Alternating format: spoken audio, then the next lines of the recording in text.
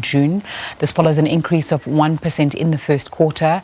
This is the fourth consecutive quarterly increase, meaning the economy is proving resilient in the midst of the COVID-19 storm. The largest positive contributors were the transport, personal services and trade industries. The primary sectors of the economy, agriculture and mining, have registered positive growth. The mining sector data for the quarter was not complete as the department failed to provide the June data to Statistics South Africa. Stats SA says the integrity of the GDP is not a concern, but says when the June data becomes available, GDP will be revised. The trade, catering and accommodation industries have also registered increases, while the manufacturing sector and construction have decreased. For more on this, I'm joined by Henk Langenhoven, who's a Chief Economist. Thanks so much for your time on SABC News. Just give us your reaction to those GDP figures. Yeah, of course, it's good news. We all were looking out for this, and it's important. And mining, we are flying a little bit blind because we don't have the production numbers. But I must say, there is very good export numbers, and exports is a very large proportion of total sales, which is an important overall number that gives you an idea about the GDP. And the export numbers are actually in line with the current, as you know, we Stats SA published current price data and then an adjusted for inflation set of data. And the current price data is very close to what the export numbers were telling us, and those came from SARS, which is very well trusted. Yeah, 1.9 is not shooting out the lights, but it is a good number, and that actually means the way these numbers are presented is that if it continues the way we are now, we will get roughly a 2% growth number for mining overall for the year, which is very good news. Last year was a bad year, minus 11, 12, and the year before was also minus 2. So anything that shows us growth is very positive. I must say, just to give you an idea of the fluctuation in the data, last year in the second quarter, mining dropped by 33%. This year, we increased by 53%. So you see this huge instability in the data. When you compare today's figures with the average of 2019 as a more normal, if you want, year, we get about a 1% improvement, which is not that good, and it shows you the difficulties that mining are experiencing, especially in terms of its ability to export what we call the bulk minerals, coal, iron ore, manganese, and chrome, and the physical volumes of exports have actually not been that good at all. So, a lot of work is going on with Transnet and with the harbors to try and improve that. But the other number, which is particularly pleasing for me, is those linked to employment. As you know, the GDP numbers also have a number on compensation for employees. And all of us were quite concerned in the 2020 strict lockdown era that we would lose a lot of our employees, because at one stage, between 50 and 70,000 of our workforce were not at work because they were the high-risk employees.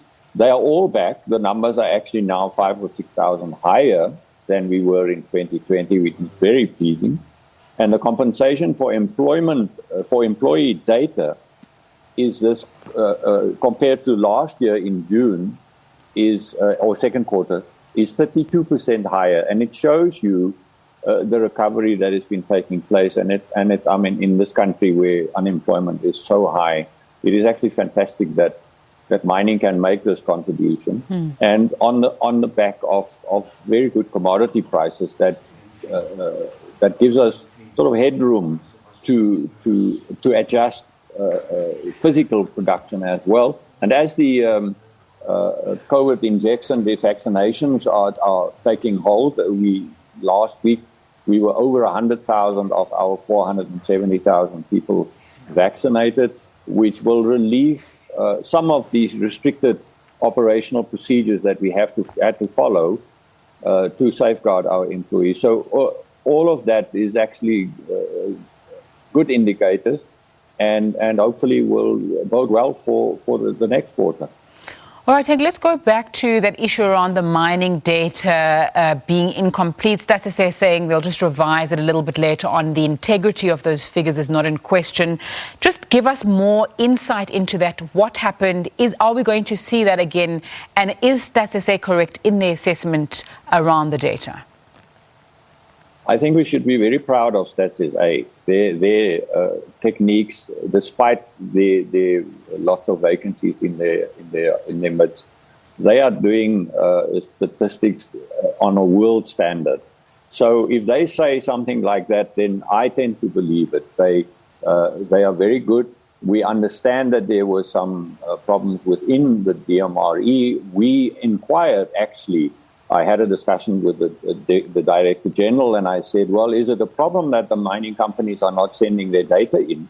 And he said, no, because we wanted to help, and we've done that in the past. And he said, no, it's an internal issue. But I really believe that what SABC is telling us is probably the best answer that you can get, and it's actually very comforting. Mm-hmm. And like I said, when you triangulate some of these data sets with each other, I get numbers that are not far out, so not too concerned about it. All right, and what should you characterize the state of the mining sector as being now, and if you can take a look ahead as well?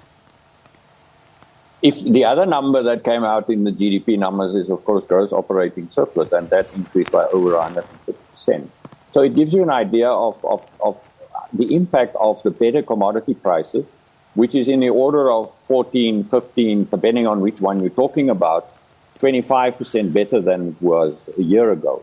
So we're getting much more for the tonnage or the ounces or that we are selling, which is a bit of a windfall, but it gives you the scope to adjust. And one issue that we are very concerned about is the fixed investment in mining. Unfortunately, there isn't quarterly fixed investment data available, but these sort of numbers gives the companies the wherewithal and the scope to actually do the fixed investment that they need to do, because you can only postpone fixed investment on machinery and on maintenance and that sort of thing for a certain period, and then you're really in trouble.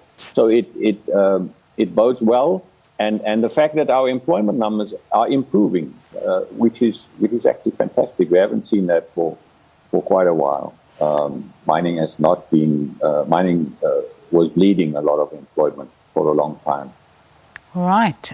Henk Langenhoven, the Chief Economist at the Minerals Council, thanks so much for your time on SABC News this afternoon.